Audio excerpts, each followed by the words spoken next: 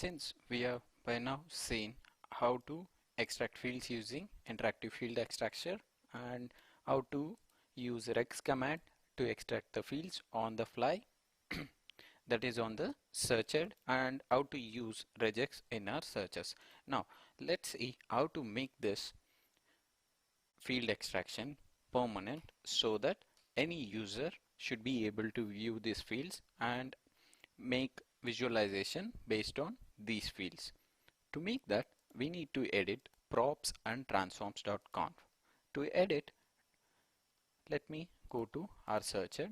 This is our searcher. I'm a Splunk user.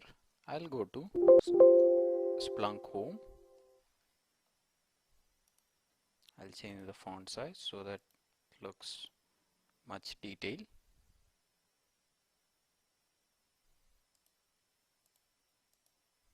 Okay, so I'll go to etc system local and I'll create a new props.conf. As you can see, we've added two lines.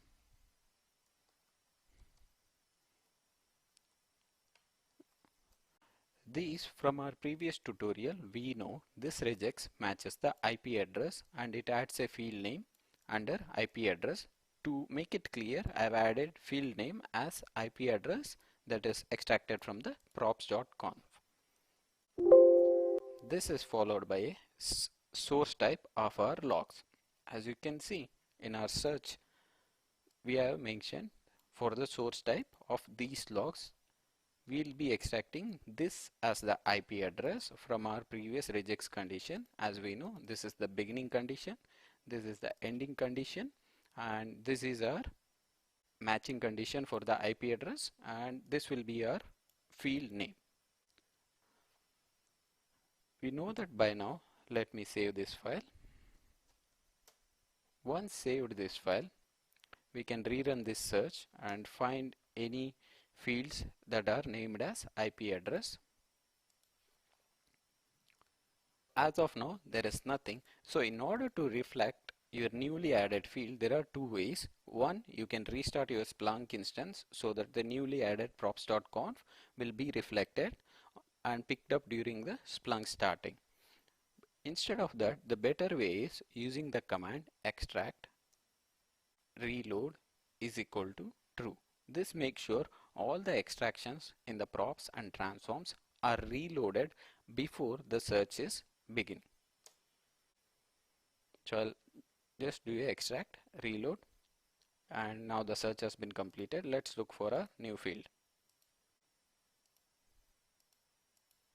So it is IP address underscore props. As you can see, our regex is correctly extracting the IP address from our logs. Using this IP address, once it has been extracted, now if you rerun the search without extract command also, you should be able to see the same field,